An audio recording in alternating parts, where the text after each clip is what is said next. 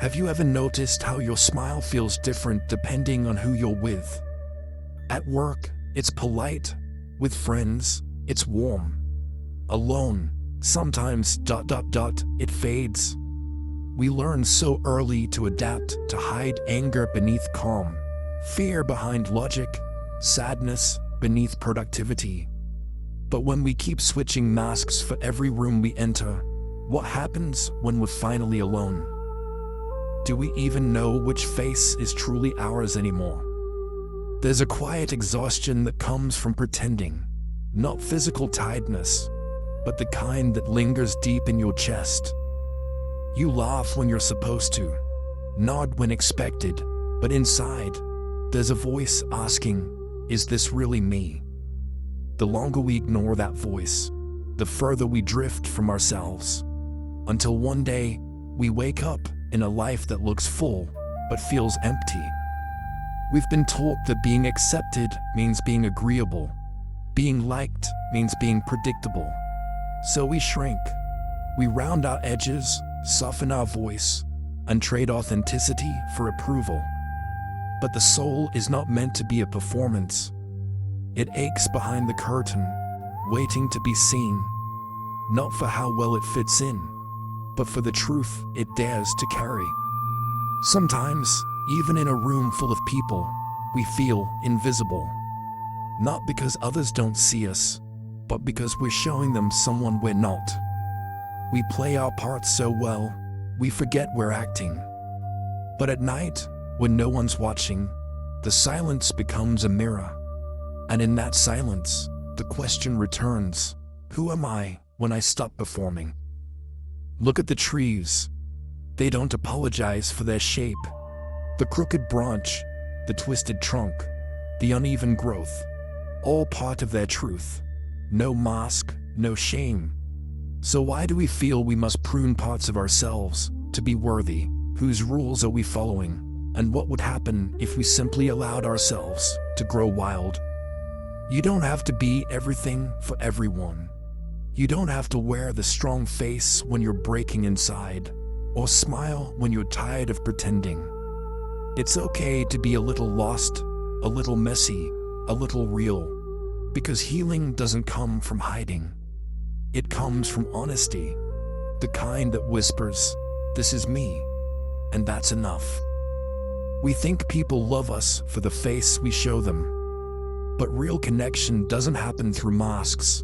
It happens through cracks, through moments when we let the guard down and say, "Here I am, imperfect and trying." And in return, someone whispers, "Me too." That's where truth lives, not in perfection, but in shared vulnerability. Have you ever looked in the mirror and felt like a stranger? Not because your face changed, but because you haven't truly looked in so long. We pass ourselves like shadows, dressing for roles, speaking on cue.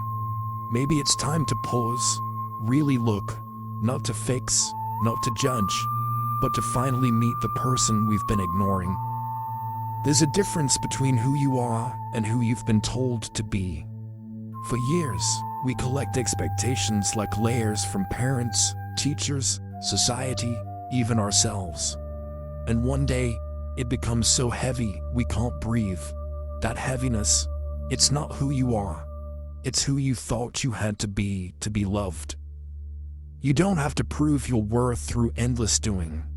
Your existence alone is already enough. Breathe, rest. The world may keep spinning, but your soul doesn't move at that pace.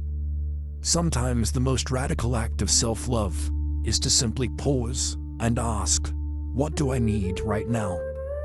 Think of the moon. It never hides its phases. Sometimes full, sometimes barely visible, yet we never doubt it's whole. So why do we only show up when we feel enough? Even in your quietest, smallest, messiest moments, you are still complete. Do you remember the last time you laughed without thinking how you looked? Or cried without apologizing for it? Those moments, raw, unrehearsed, are where the soul breathes. That's where life really happens. Not in the polished, but in the present. We live in a world that rewards masks, efficiency over emotion, image over integrity. But you weren't born to perform. You were born to feel, to fall, to rise, to live, not just to function. Don't let the applause of the crowd drown out the quiet truth within you. When a child cries, we comfort them. But when adults hurt, they're told to toughen up. Why? Pain doesn't age out. No matter how grown you are, your inner child still aches for gentleness. And healing begins the moment you give yourself the kindness you were once denied. Maybe it's not about becoming someone new. Maybe it's about remembering who you've always been before the world told you who to be. Underneath the noise, the pressure, the masks, there's a self that's been waiting patiently, not to impress, just to be. Sometimes, healing doesn't feel like light. It feels like breaking. Cracks open in places you thought were solid. Old emotions surface like ghosts. But this breaking isn't destruction. It's the sound of false selves falling away. Let them fall.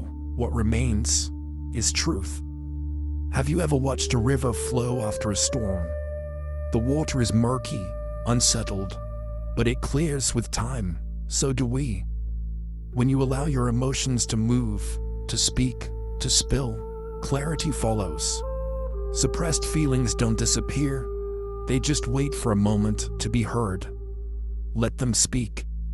You are not your roles, not the job title, not the smile you wear to survive, not the version others expect.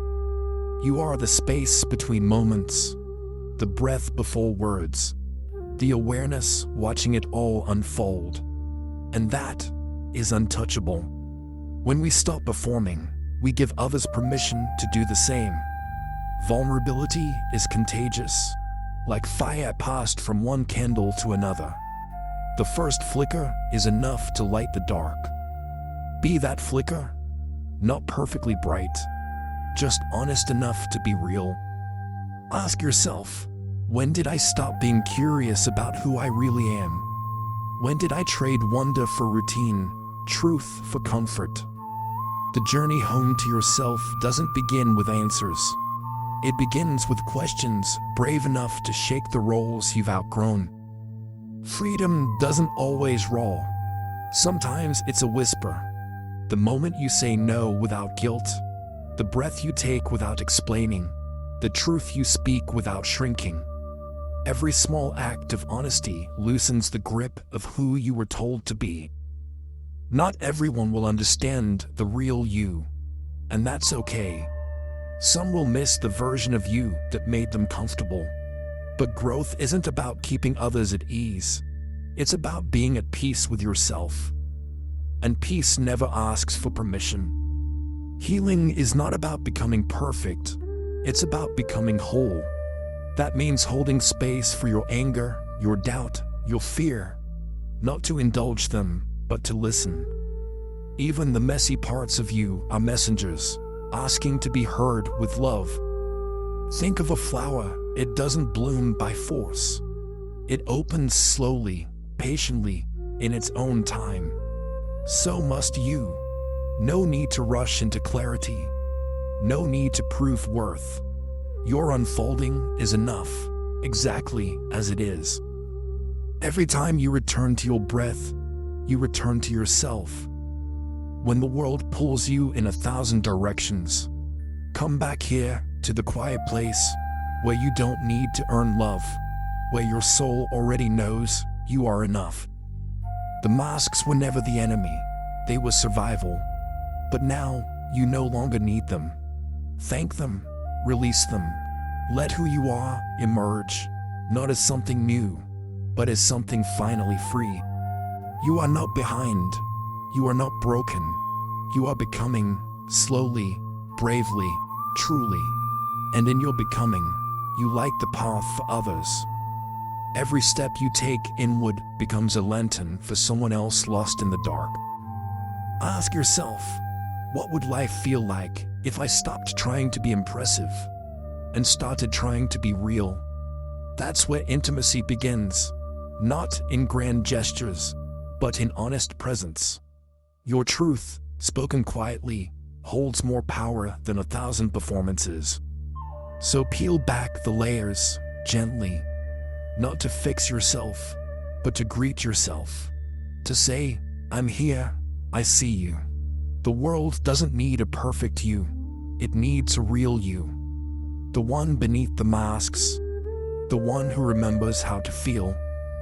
And when you finally meet yourself fully, without filter, you'll find you're not alone. Because in your courage to be real, you'll call others home to themselves too. That's how healing ripples, one honest soul at a time. There's something sacred in the way the morning light filters through a dusty window. It reminds us that even the smallest crack lets the light in. So often we think healing requires grand gestures or sudden breakthroughs. But maybe, just maybe, it begins with noticing the light in a breath, in a bird's song, in the stillness before the world wakes. Peace isn't always a destination. Sometimes it's a moment, one that arrives quietly, waiting for you to notice. Have you ever wondered why silence can feel so loud?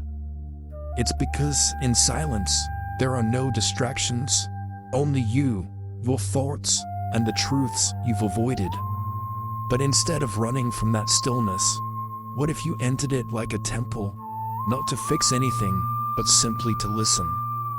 To sit with your pain, your longing, your fear, and offer them presence instead of punishment.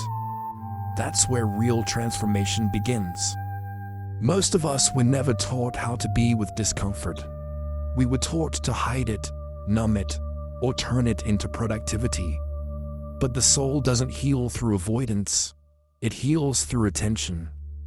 The moment you stop trying to be okay and simply allow yourself to be even messy, even uncertain, is the moment the healing truly begins. Not because you fixed the pain, but because you finally stopped running from it. There's a tree that bends in storms yet never breaks. It's secret. It doesn't resist the wind. It dances with it.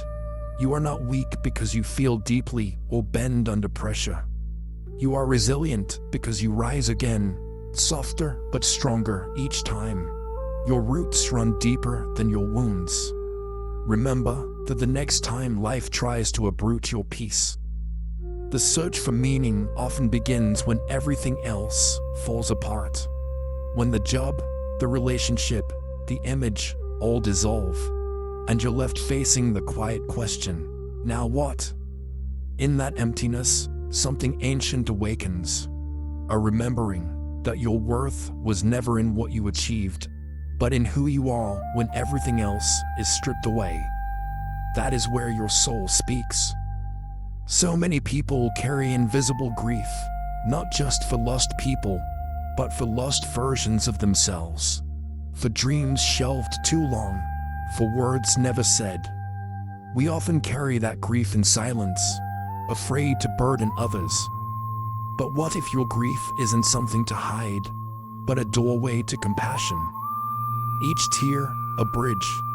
Each ache, a teacher. You are not broken, you are becoming.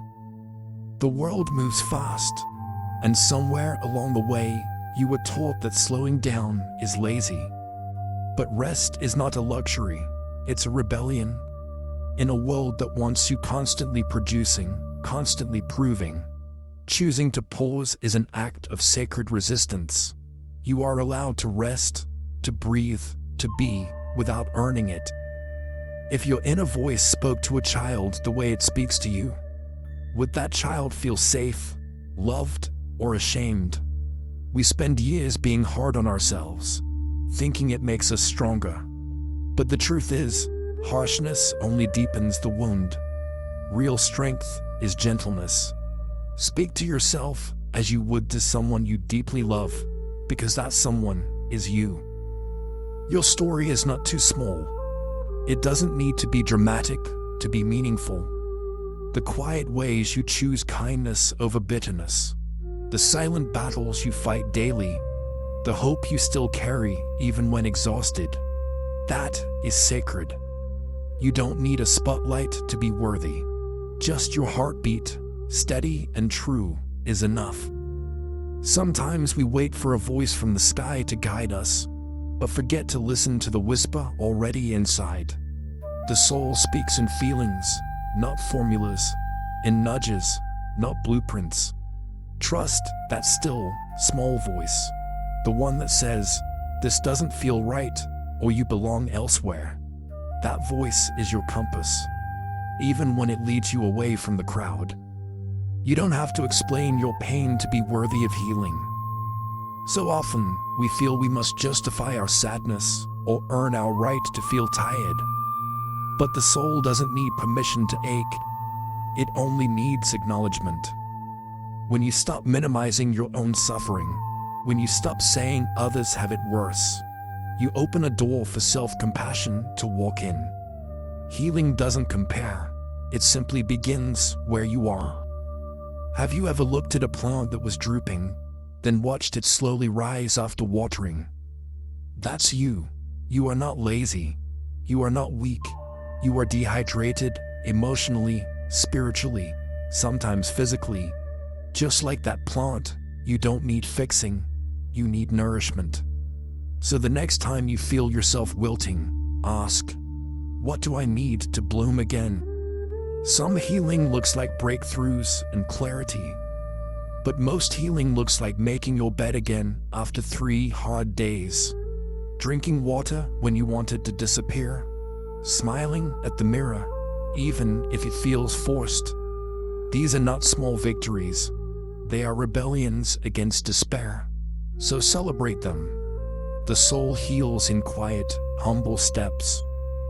Do you remember the last time you were truly kind to yourself? Not in thought, but in action. We often wait for someone else to show us love, forgetting we can be our own source. Run a warm bath. Take yourself for a walk. Write a letter to your past self. These are not indulgences. They are self-care, because when your soul feels held, your body begins to trust life again. Sometimes your body speaks what your voice cannot. That tight chest, that constant fatigue, they're not random. They are messages from the soul saying, "I'm overwhelmed. I need space. I need kindness." Your healing doesn't begin with fixing the body. It begins with listening, noticing what hurts, and asking gently, not "What's wrong with me?" but "What have I been carrying for too long?" You are allowed to slow down without guilt. You are allowed to say no, to unplug, to protect your peace, even if others don't understand.